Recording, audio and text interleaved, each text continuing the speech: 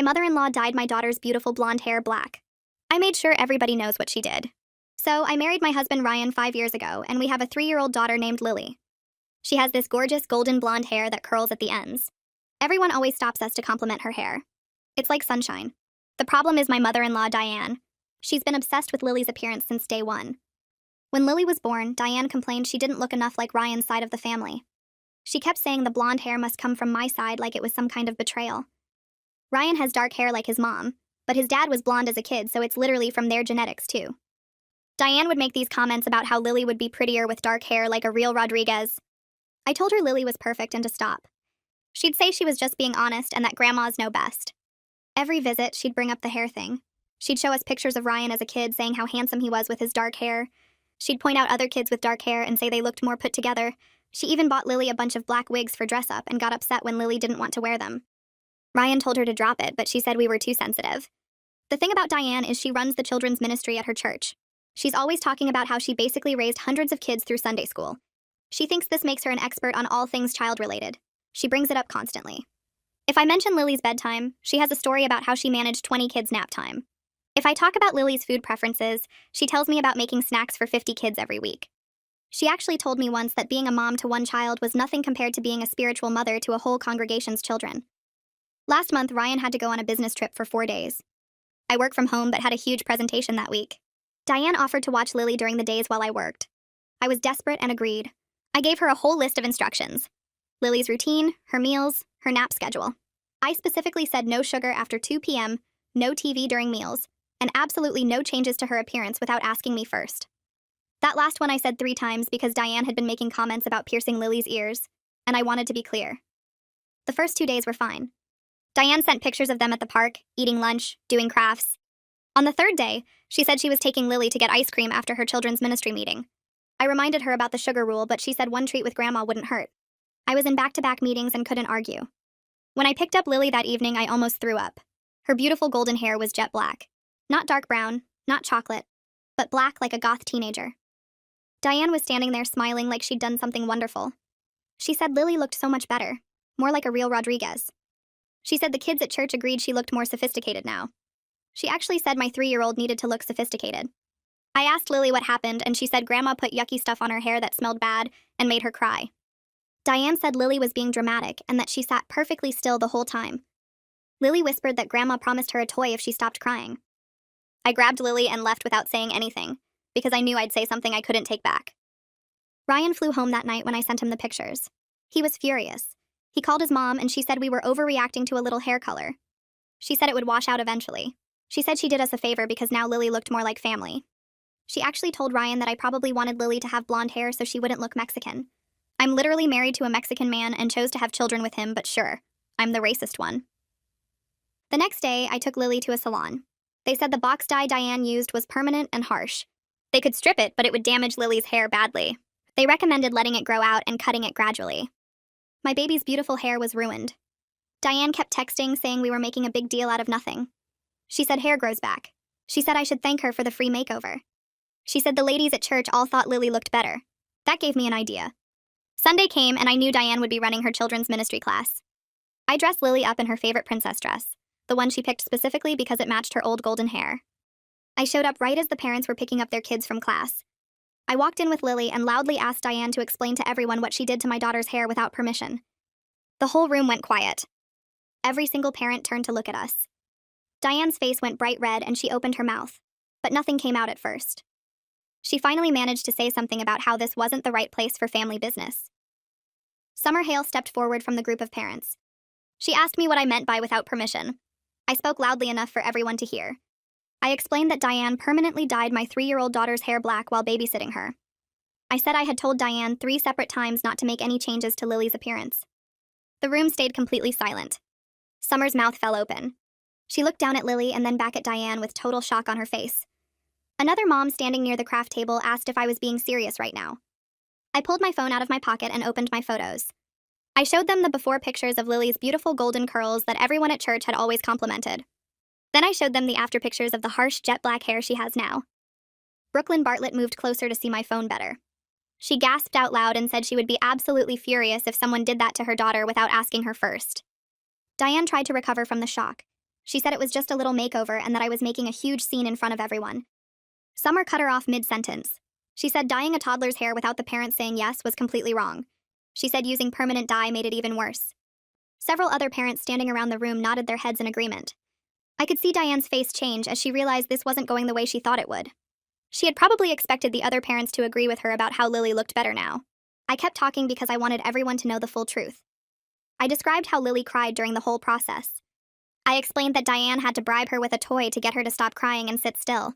Several parents looked genuinely upset when they heard that.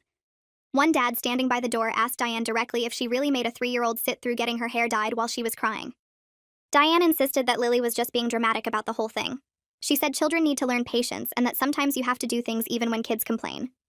Her defense sounded weak even as she was saying it. I could hear it in her voice. Brooklyn spoke up again from where she was standing. She said she had actually been uncomfortable with some of Diane's comments about children's appearances before this happened.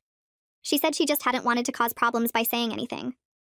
Another parent near the back admitted that Diane once suggested her son would look better with shorter hair. She said Diane had seemed really pushy about it and kept bringing it up. I felt this wave of relief wash over me. I was realizing that I wasn't the only parent who had experienced Diane crossing boundaries with their kids. Pastor Javier suddenly appeared in the doorway. He asked what was going on because he had heard raised voices from his office down the hall. Summer immediately walked over to him. She filled him in on what Diane had done to Lily without my permission. I watched his face change from confusion to real concern as Summer explained everything. He turned to look at Diane and asked her if what Summer was saying was true. Diane tried to make it sound less serious. She said this was a private family matter that should be handled at home and not at church in front of everyone. I looked directly at Pastor Javier. I told him that Diane had been using her position in children's ministry to back up her actions. I explained that she constantly claimed her experience with hundreds of kids through Sunday school made her an expert who knew better than actual parents. Pastor Javier looked troubled by what I was saying. He said he needed to speak with Diane privately about what appropriate boundaries looked like with the children in her care. I noticed several parents exchanging meaningful looks with each other when he said that. I picked up Lily and left the church building. We got in the car and I was shaking as I buckled Lily into her car seat. My phone started ringing before I even got out of the parking lot. It was Ryan calling. I could hear the stress in his voice immediately when I answered. He said his phone had been blowing up with messages from church members. He said his family was texting and calling asking what had happened at church. I explained to him that I had done exactly what I planned to do. I had confronted Diane in front of all the parents from children's ministry. Ryan was quiet for a second. Then he admitted he understood why I did it, but he was worried about the fallout with his extended family. I could hear cars driving past in the background of his call. That evening after we put Lily to bed, Ryan's phone rang again. It was his sister Layla calling. I could hear her angry voice through the phone even though Ryan didn't have it on speaker. She was furious. She said I had humiliated their mother in front of her entire church community. Ryan tried to explain to Layla what Diane had actually done to Lily. Layla kept insisting it was just hair color, and that I had turned it into this huge drama. I could hear Ryan getting more and more frustrated as he defended me. He pointed out to Layla that she would be absolutely livid if someone dyed her kid's hair without her permission. Layla didn't have a good answer for that. After the call ended, I sat down at the kitchen table with my laptop. I spent the rest of the evening writing down everything that happened while it was still fresh in my mind. I documented the exact instructions I had given Diane about not changing Lily's appearance. I wrote down her specific comments about how Lily needed to look more like a Rodriguez. I included everything about how Lily cried and was bribed with a toy. Ryan came and read over my shoulder as I typed. When I finished, he said we should probably talk to someone about whether what Diane did could be considered some form of assault. He said maybe it was a violation of our parental rights. Hearing him use the word assault made the whole thing feel even more serious than it already did. Monday morning, I sat at the kitchen table with my laptop open and my phone in front of me. Lily was playing in the living room with her dolls, and I could hear her singing softly to herself. I pulled up Google and typed in child psychologist boundary violations near me. The first few results were general therapy practices, but then I found a profile for someone named Natalie Garrison. Her specialty areas listed family trauma and parental boundary violations. I clicked through to her contact page and dialed the number before I could overthink it. The receptionist answered on the second ring, and I explained that I needed to make an appointment for my daughter, who had experienced a boundary violation by a family member. The receptionist asked a few basic questions and then put me on hold to check the schedule. When she came back, she said Natalie could see us Wednesday afternoon at 3 o'clock. I felt my shoulders relax slightly as I confirmed the appointment. The receptionist asked me to bring detailed notes about what happened and how Lily had been acting since the incident. I said I would and thanked her before hanging up. I opened a new document on my laptop and started typing out everything I'd already written, plus observations about Lily's behavior. She'd been clingy since we got home from church. She kept asking if Grandma was mad at her. She touched her hair constantly like she was checking if it was still there. My phone buzzed with a text from Ryan. His mom was blowing up his phone and he didn't know what to say to her. I texted back that he should ignore her for now and we'd figure out a response together when he got home. Then my phone buzzed again, but this time it was a screenshot Ryan sent me of a text from Diane. I opened it and felt my stomach drop. Diane had written this long message about how I ambushed her in front of her ministry families and made false accusations to destroy her reputation. She said multiple people from church had reached out to tell her they thought I was cruel and vindictive. She called herself the real victim and said she was just trying to help Lily look her best. I stared at the message, feeling my hands start to shake. Ryan sent another screenshot showing Diane had sent him 5 more messages in the same tone. Each one painted me as this aggressive daughter-in-law who attacked a sweet grandmother for no reason. I called Ryan and he picked up immediately. I asked if he believed any of what his mother was saying and he said no, but it still messed with his head hearing her twist everything. I could hear traffic in the background and knew he was driving between job sites. When Ryan got home that evening, he showed me his phone with all the messages Diane had sent throughout the day. There were 12 total. Each one got progressively more dramatic about how hurt she was and how I'd humiliated her. I read through them and felt my confidence waver for the first time since Sunday. Diane was really good at making herself sound like the victim. She kept saying she only wanted to help, and that I was overreacting because I had something against Ryan's family. She even suggested that maybe I was racist against Mexicans, and that's why I wanted Lily to stay blonde. I looked up at Ryan and asked if he thought I went too far by confronting her at church in front of everyone. Ryan sat down next to me on the couch and took my hand. He said his mom chose to dye Lily's hair at church too, so it wasn't like she kept it private either. He reminded me that Diane had Lily in the church bathroom with box dye while kids were running around. That wasn't exactly a private family moment. I nodded, but I still felt shaky about the whole thing. Diane was so good at reframing everything to make herself look innocent. My phone buzzed around 7 that night with a message from Layla. I opened it and saw she'd written that the family was planning a gathering this weekend to discuss what happened, and we needed to be there. The way she phrased it made it super clear they expected me to apologize to Diane. She said everyone was very concerned about the family conflict, and we needed to resolve this like adults. I showed the message to Ryan and watched his jaw tighten as he read it. He grabbed his phone and typed out a response saying we'd only come if the focus was on what Diane did wrong and not on my reaction to it. He hit send before I could even read what he wrote. His phone rang almost immediately and it was Layla calling back. Ryan put her on speaker and she sounded mad. She said this wasn't about taking sides and that we all needed to come together as a family. Ryan interrupted her and said it absolutely was about taking sides, because his mother permanently damaged our daughter's hair without permission. Layla went quiet for a second and then said we were being dramatic and that hair grows back. Ryan told her the appointment was happening Saturday at 2 o'clock at her house, and we'd be there, but we weren't apologizing for anything. He hung up before she could respond. I'd already scheduled another salon appointment for Monday afternoon, so I took Lily right after lunch. The receptionist recognized us from last week and gave me a sympathetic smile as she checked us in. A different stylist came out this time and introduced himself as Conrad McBride. He specialized in hair restoration and damage repair. He led us back to his station and had Lily sit in the big chair. He was really gentle with her and asked if he could look at her hair. Lily nodded and he carefully examined her black hair under the bright lights. He separated strands and looked at them closely. He asked me what kind of dye was used and I said I thought it was box dye from a drugstore based on what Diane had said. Conrad made a face and said, box dye was really harsh, especially on fine, delicate hair like Lily's. He explained that children's hair is much thinner than adult hair and doesn't handle chemical processing well. He said the damage was pretty bad because the dye had been applied to her whole head and left on long enough to go completely black. I asked how long it would take to fix, and he said we were looking at a minimum of 6 months of careful treatment and gradual cutting to restore her hair to health. 6 months felt like forever. He said we'd need to come in every 3 weeks for conditioning treatments and tiny trims to cut off the damaged parts as her natural hair grew in. Lily sat very still during this whole conversation, and I could see her eyes getting watery. Conrad noticed too and quickly changed the subject to ask Lily about her favorite princess. She perked up talking about Rapunzel and her long golden hair. That night after Lily was asleep, Ryan and I had our first real fight about everything. We were in the kitchen and I was loading the dishwasher when he said maybe we should let his mom see Lily with supervision just to keep the peace. I stopped what I was doing and turned to look at him. I asked if he was serious right now. He said his mom was completely wrong, but maybe I was being too harsh by refusing any contact until she apologized. I felt something snap inside me. I told him his mother permanently damaged our daughter's hair and traumatized her, and he was worried about me being too harsh. Ryan's face got red and he said that wasn't fair because he agreed Diane was wrong. I said if he really agreed, then he wouldn't be trying to get me to back down. He raised his voice and said he was trying to find a middle ground so his whole family didn't fall apart. I raised my voice back and said our daughter's well-being was more important than his family's comfort. We both ended up crying from the stress and exhaustion of it all. I sat down at the kitchen table and put my head in my hands. Ryan came over and sat next to me. We didn't talk for a few minutes. Ryan finally broke the silence and said he was scared of losing his relationship with his mother.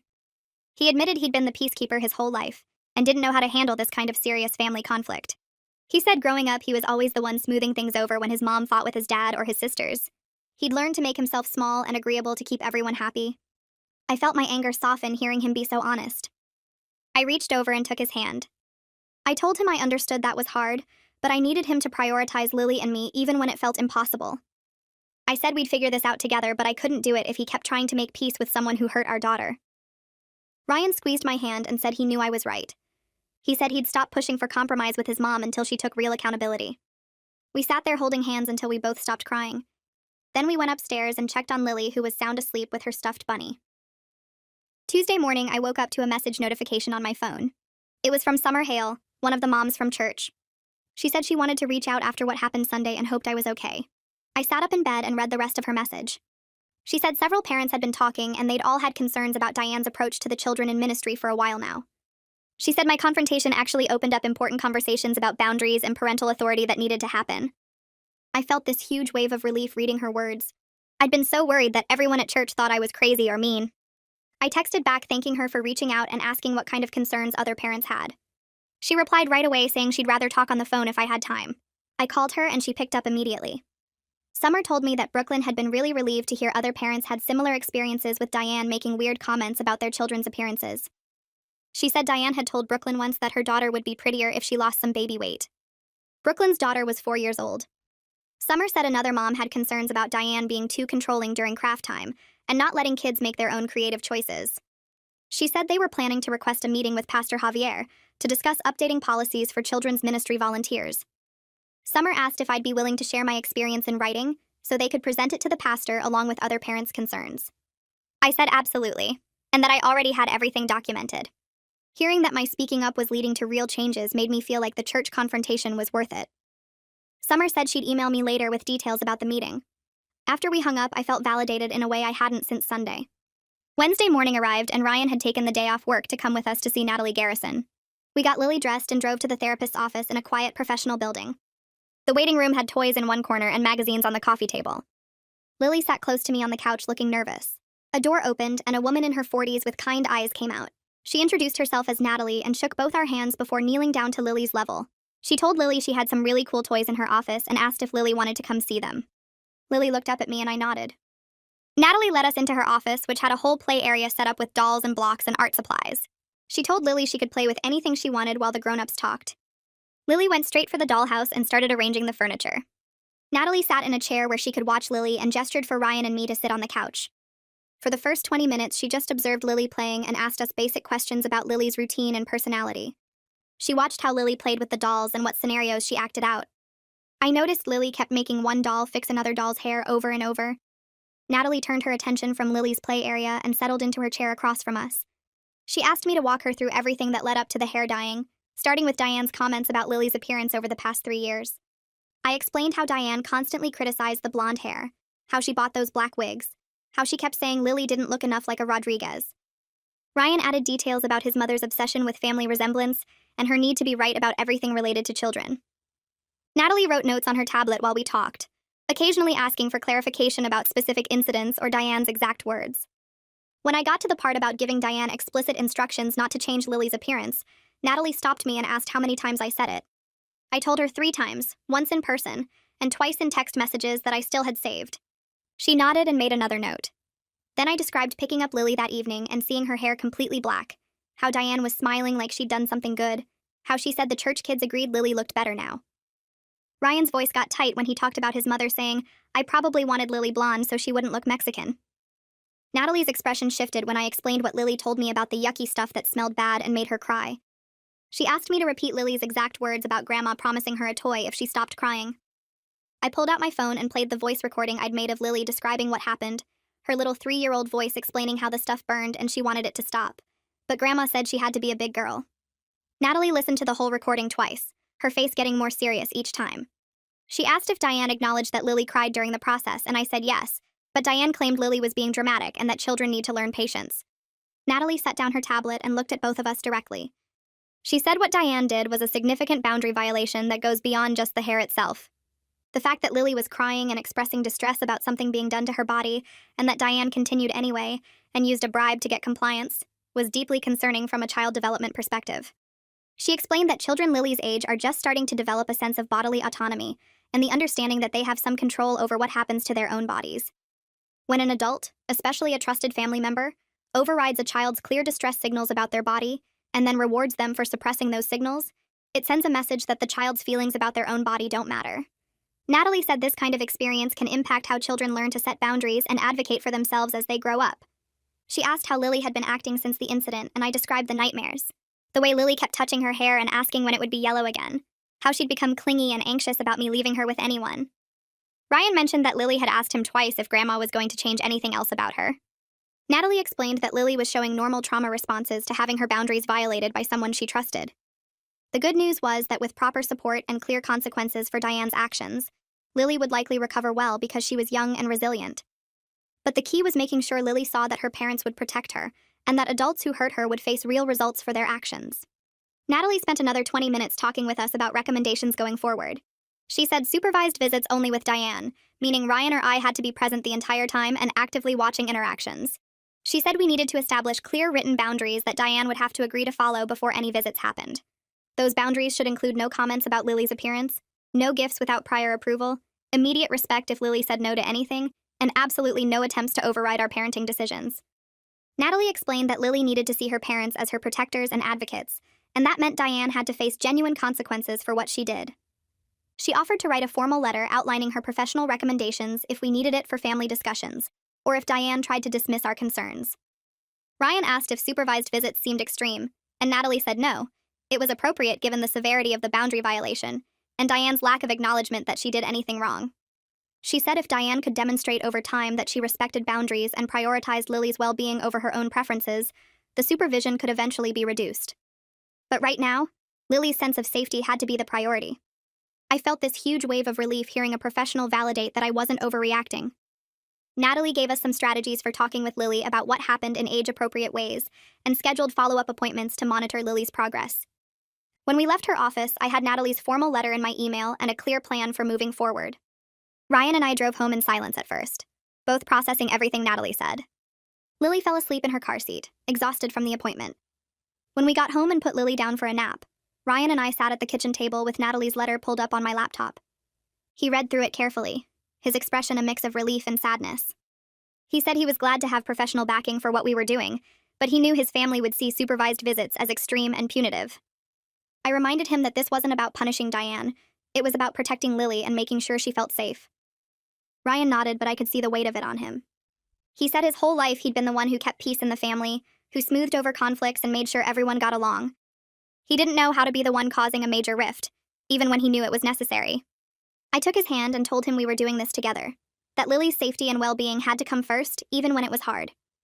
He squeezed my hand and said he knew I was right, but it still hurt. We spent the rest of the evening planning how to present Natalie's recommendations to his family and what our non-negotiable boundaries would be. Thursday morning started with a long text message from Diane to Ryan. I was making breakfast when his phone buzzed and I watched his face change as he read it. He handed me the phone without saying anything. Diane's message said she'd spoken with her pastor and several church friends who all agreed I had overreacted to a simple hair color. She said the way I embarrassed her in front of her ministry families was cruel and unnecessary. She wrote that she was willing to forgive me for what I did if we could just move past this and go back to normal.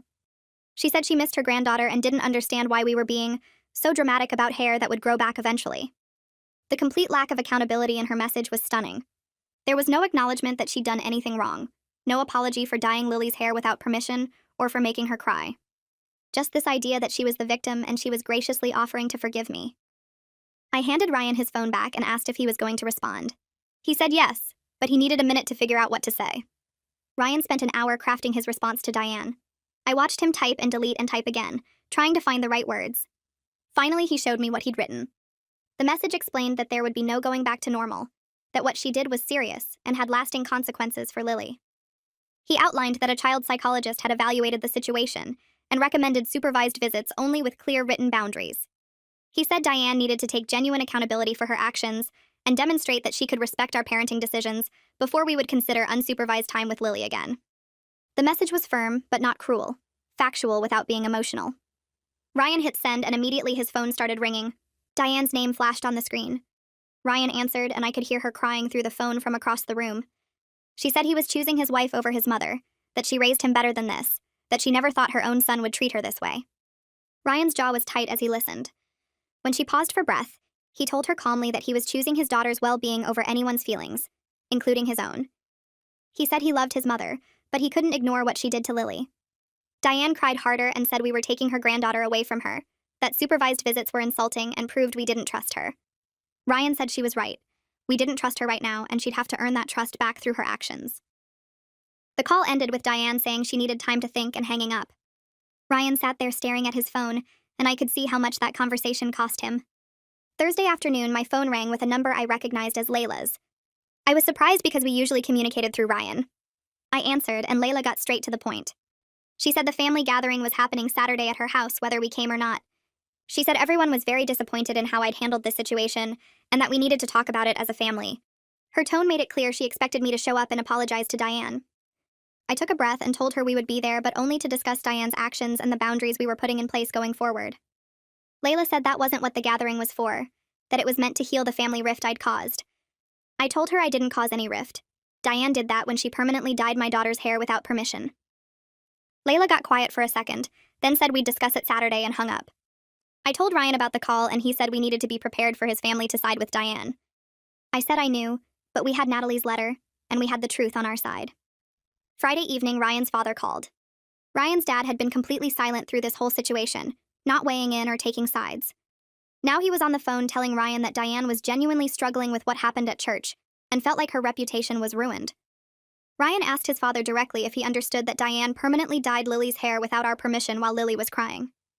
There was a long pause on the other end of the line. Finally, his father admitted that yes, that was wrong, but he said I didn't have to humiliate Diane publicly in front of her church community. I could hear the conversation from where I was sitting, and I walked over and held out my hand for the phone. Ryan looked at me and handed it over. I told Ryan's father that Diane humiliated herself by doing something so inappropriate that I felt compelled to expose it publicly.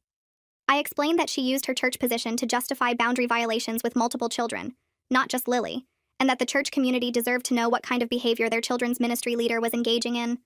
I said if Diane didn't want to be embarrassed about her actions, she shouldn't have done something so obviously wrong.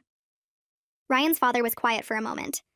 Then he said he understood my anger and he didn't blame me for being upset, but he hoped we could find a path forward as a family. I told him we wanted that too, but it required Diane to take real accountability and follow boundaries, not just expect everything to go back to normal.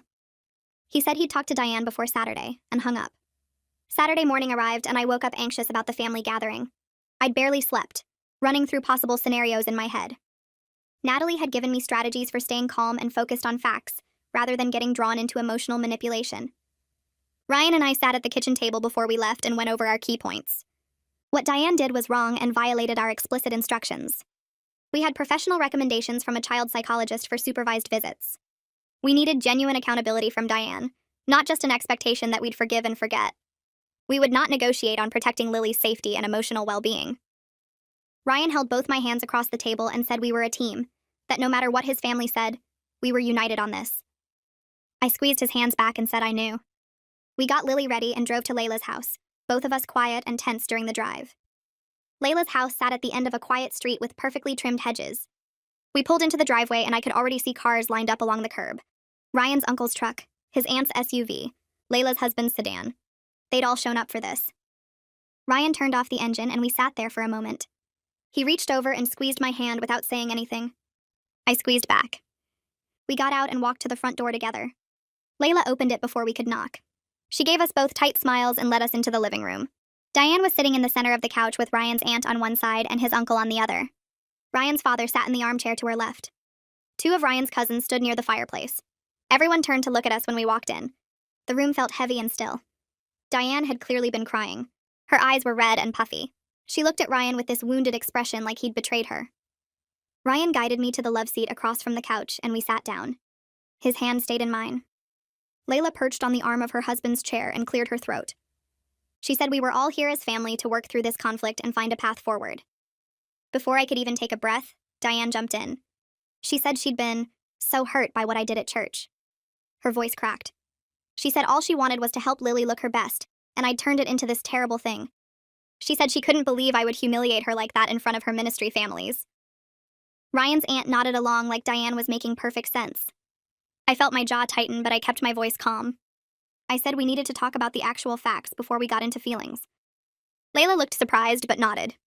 I laid it out step by step. I gave Diane specific instructions 3 times not to make any changes to Lily's appearance. Diane took Lily and permanently dyed her hair black while Lily was crying. Diane bribed Lily with a toy to get her to stop crying. Ryan added that we'd taken Lily to a professional hair specialist who said the damage would take at least 6 months to fix. Several family members shifted in their seats. Ryan's father looked down at his hands. Diane's face went red and she said Lily wasn't really that upset. She said I was making it sound worse than it was. She said children cry over everything and you can't just stop what you're doing every time they get fussy. Ryan pulled out his phone without saying anything. He played the voice message I'd recorded of Lily 2 days after it happened. Lily's little voice filled the room talking about the yucky stuff that smelled bad and made her head hurt. She said Grandma told her to be a big girl and promised her a new toy if she stopped crying. She said it hurt, and she wanted Mommy. The recording ended and the room was completely silent. Ryan's aunt had tears in her eyes. One of his cousins looked shocked. Layla stared at Diane with this expression I couldn't quite read. She asked Diane directly if she really made Lily sit through the whole thing while she was crying. Diane got defensive immediately. She said children cry about lots of things, and that doesn't mean you stop what you're doing. She said Lily needed to learn patience, and that sometimes grandmas have to make decisions parents don't understand. Ryan's father spoke up for the first time. He said, actually, when a child is crying about something being done to their body, you absolutely should stop. He said that's basic respect for a child's feelings. Diane looked at him like he'd slapped her. I pulled out the letter from Natalie Garrison and handed it to Layla. She read through it slowly. Her expression got more troubled with each paragraph. She asked if I really thought supervised visits were necessary. Ryan answered before I could. He said yes, we do, because his mother had shown she wouldn't respect our parenting decisions or Lily's distress. He said we needed to protect Lily and make sure this never happened again. Diane started crying harder. She said we were taking her granddaughter away from her. She said she'd never forgive me for turning Ryan against her. She looked at Ryan and said she raised him better than this. Ryan's voice stayed steady. He told his mother he wasn't against her. He said he was protecting his daughter. He said she could still have a relationship with Lily if she took real accountability and followed the boundaries we set. Diane shook her head. She said she had nothing to apologize for because she was just trying to help. She said we were being dramatic and cruel. Ryan's aunt started to say something about family needing to forgive each other, but Ryan's father cut her off. He said forgiveness required acknowledgement of wrongdoing first. The gathering fell apart after that. Diane refused to admit she'd done anything wrong. She kept saying she was the victim here. Some family members looked uncomfortable, but nobody else spoke up. Layla tried to moderate, but it was pointless. Ryan and I finally stood up to leave. I felt completely drained. Ryan looked exhausted. We said goodbye to Layla and walked out. Nobody tried to stop us. The drive home was quiet for the first few minutes. Then Ryan said he was proud of how I handled myself in there. He said he could see clearly now that his mother wasn't going to change without serious consequences. I told him I was proud of him too for standing up to her. We got home and put Lily to bed. She asked if we saw Grandma and Ryan told her we did, but Grandma wasn't ready to follow our rules yet. Lily nodded and went back to playing with her stuffed animals. Sunday morning my phone rang early. Ryan answered it. Pastor Javier was calling. I could hear Ryan's side of the conversation. Pastor Javier wanted to meet with us Monday to discuss what happened. He said he'd been talking with parents from children's ministry and had some concerns. Ryan asked if I should come too. Pastor Javier said yes. He wanted both our perspectives. Ryan agreed to meet at 2 o'clock Monday afternoon. He hung up and told me what Pastor Javier had said. I felt nervous, but also validated. Monday came and we drove to the church together. Pastor Javier met us in his office. He shook both our hands and gestured for us to sit. He looked serious but kind. He said he'd spent the past week meeting with parents whose children were in Diane's ministry groups. He said what I did by confronting Diane publicly had opened up conversations that needed to happen. He explained that several parents had come forward with concerns about Diane making inappropriate comments about their children's appearances. One mom said Diane told her daughter she'd be prettier if she lost weight. Another said Diane kept pushing her son to cut his hair shorter even after the parents said no. A dad said Diane had made his daughter feel bad about her freckles. Pastor Javier said these were small things individually, but together they showed a pattern of Diane overstepping boundaries and prioritizing appearance over children's feelings.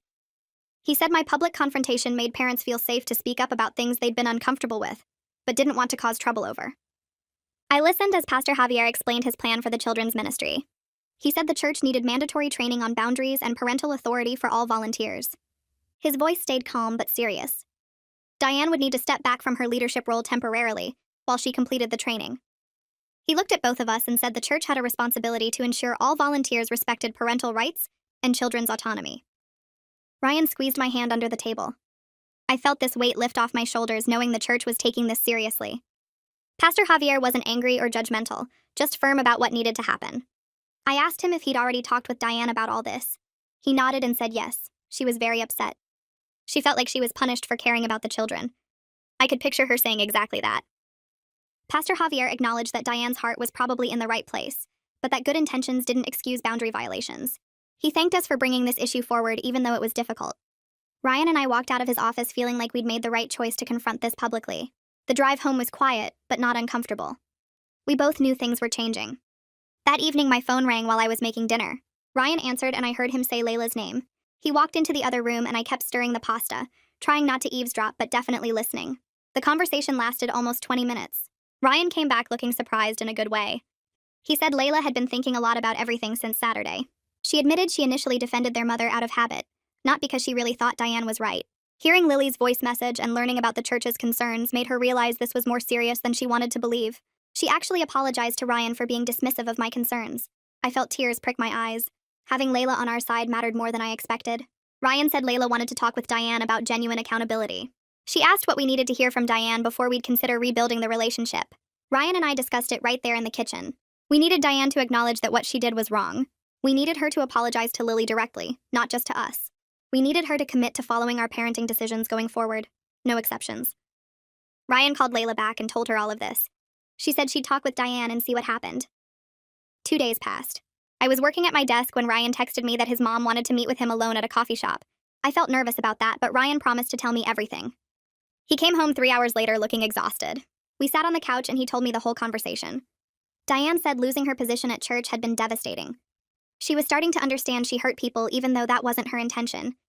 She didn't fully apologize, but she did admit she should have respected my instructions about Lily's appearance. Ryan said it felt like progress, but not enough. I agreed. Partial accountability wasn't good enough after what she did. Ryan told me he said exactly that to his mother. Diane got frustrated. She said she was trying, but this was hard for her because she'd always believed her experience with children made her an expert. Ryan gently pointed out that experience didn't override parental authority or children's bodily autonomy. He said she looked like she was really hearing that for the first time. Maybe it was sinking in. Maybe not. We'd have to wait and see. I started taking Lily to weekly play therapy sessions with Natalie. The first session, Lily clung to my leg and didn't want to go into the office. Natalie was patient and kind. She showed Lily the toys and dolls and art supplies. By the end of that first hour, Lily was playing and talking. Natalie used dolls to help Lily express her feelings about the hair dyeing experience. She had Lily draw pictures of things that made her happy and things that made her scared. After the third session, Natalie pulled me aside. She said Lily was showing good progress but still had some anxiety about her appearance and about trusting Grandma. She recommended we keep coming weekly. I watched Lily skip out to the car with a sticker on her shirt and felt grateful we had professional help. Conrad, the hair specialist, became part of our routine too. Every 2 weeks we drove to his salon for treatments and gradual trims. He was so good with Lily, always explaining what he was doing in simple words she could understand. He showed me pictures of her hair slowly improving. The harsh black was fading bit by bit as her natural golden blonde grew in at the roots. He said we were on track for her natural color to grow back in with proper care. Lily was brave during every appointment. She'd sit still in the big chair and let Conrad work. He always gave her a sticker at the end and told her she was such a good patient. I took pictures of her hair at each appointment so I could see the progress. It was slow, but it was real.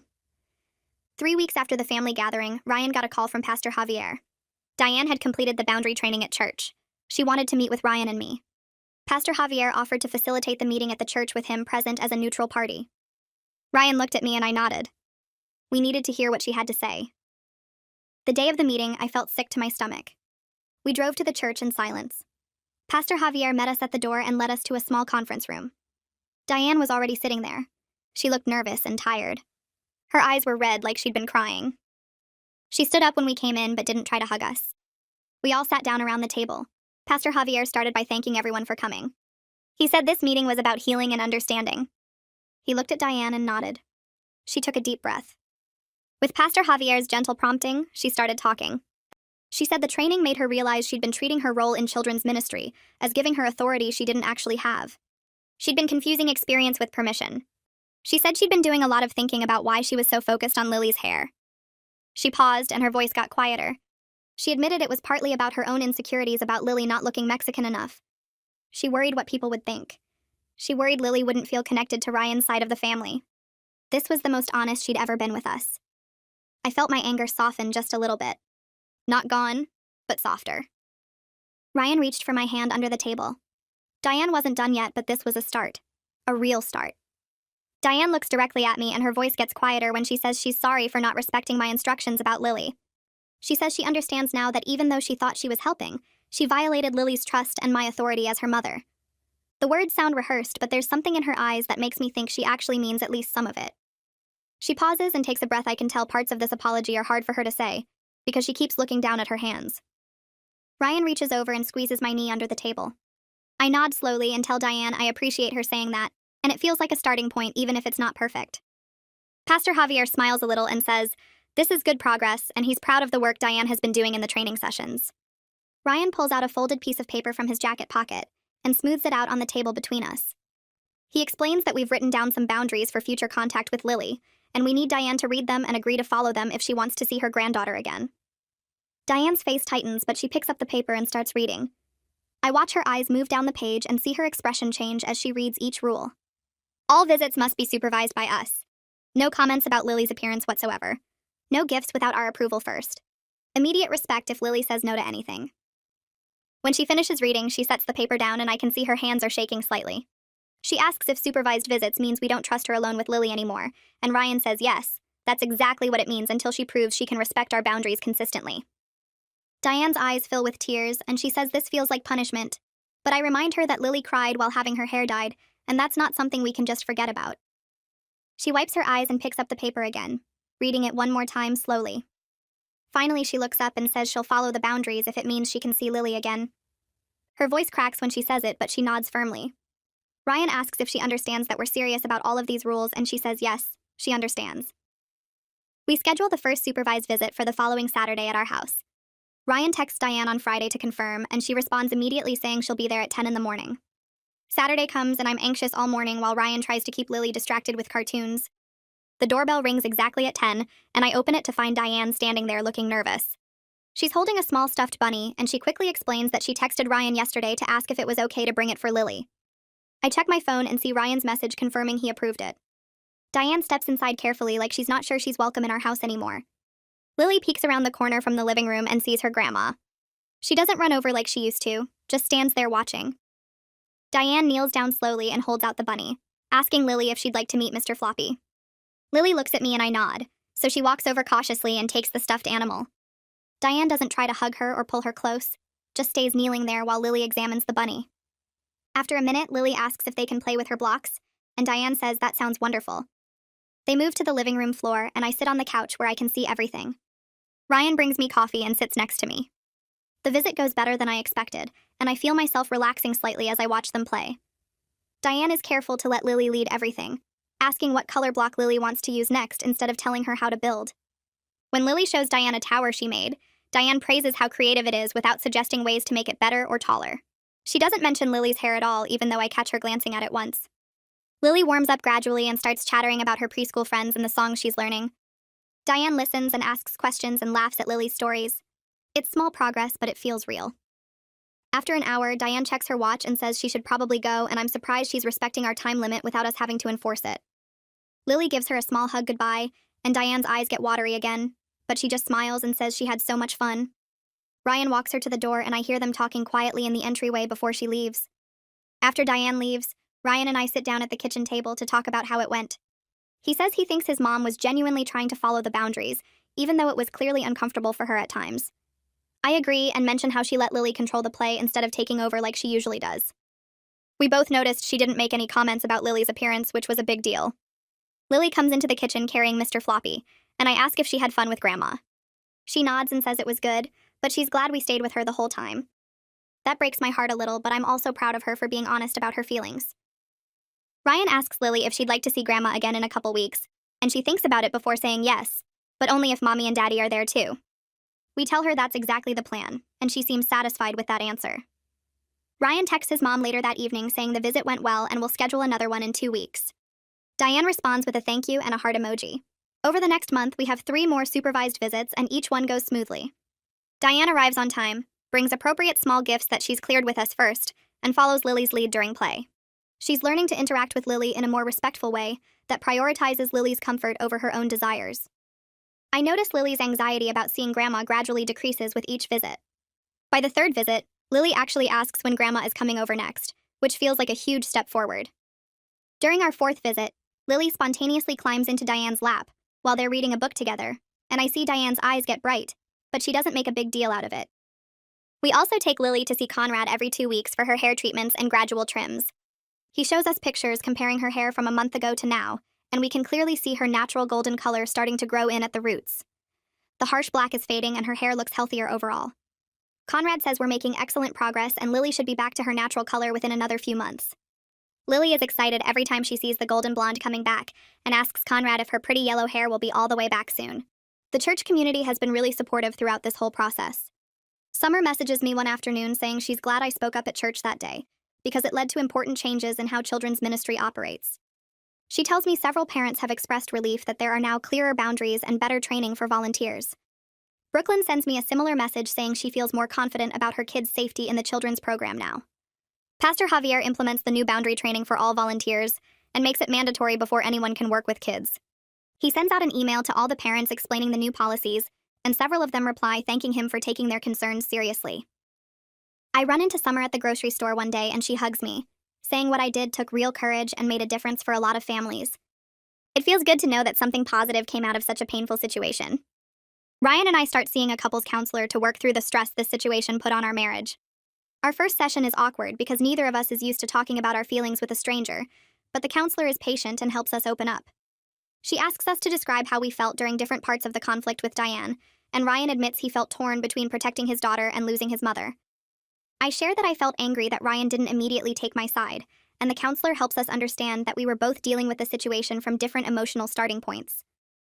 Over the next few sessions, she teaches us better communication strategies for handling family conflicts without attacking each other. She validates that we made the right choice prioritizing Lily's well-being over keeping the peace with Diane. By our 5th session, Ryan and I both agree that our relationship feels stronger than before because we navigated this crisis as a team. We learned how to fight for our family instead of fighting with each other.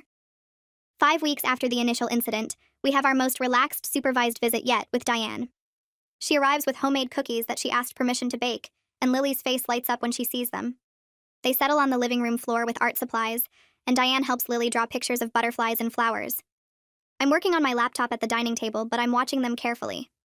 Diane starts to say something about how Lily's hair would look pretty in braids, but catches herself mid-sentence. Instead, she redirects and says, "Lily's imagination is so beautiful. Look at all these creative colors she's using." I notice her doing this twice more during the visit, stopping herself before making appearance-related comments and finding something else to compliment instead. When it's time for Diane to leave, Lily spontaneously hugs her goodbye without us prompting her to do it. Diane hugs her back gently, and I see genuine tears in her eyes.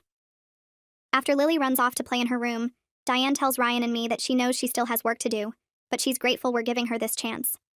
Her voice is thick with emotion, and for the first time I believe she really understands what she did wrong. Layla calls me on Tuesday evening, which surprises me because we haven't talked much since the family gathering. She says she's been watching how Diane has been working on changing her behavior, and she's impressed by the effort.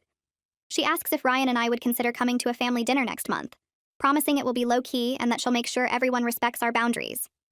I tell her I need to talk to Ryan about it, and she says she understands. That night, Ryan and I discuss whether we're ready for a family dinner. We agree to try it with the understanding that we'll leave immediately if anyone makes us uncomfortable or breaks our boundaries. Ryan texts Layla the next day saying we'll come, but we're bringing Lily home by 7 regardless of when dinner ends. Layla responds saying that's totally fine and she's just happy we're willing to try. Our next appointment with Conrad happens 2 weeks later, and I'm nervous walking into the salon with Lily. She bounces in her seat while Conrad pulls up the photos from her last visit on his tablet, and then takes new pictures of her hair under the bright lights. He zooms in on the roots, and I can actually see it now, several inches of healthy golden blonde growing in at the top. The black is still there on the ends, but the contrast makes the blonde look even brighter than before. Conrad grins and says we're ahead of schedule on the recovery, that with continued treatments, Lily's hair should be back to her natural color within another 3 months.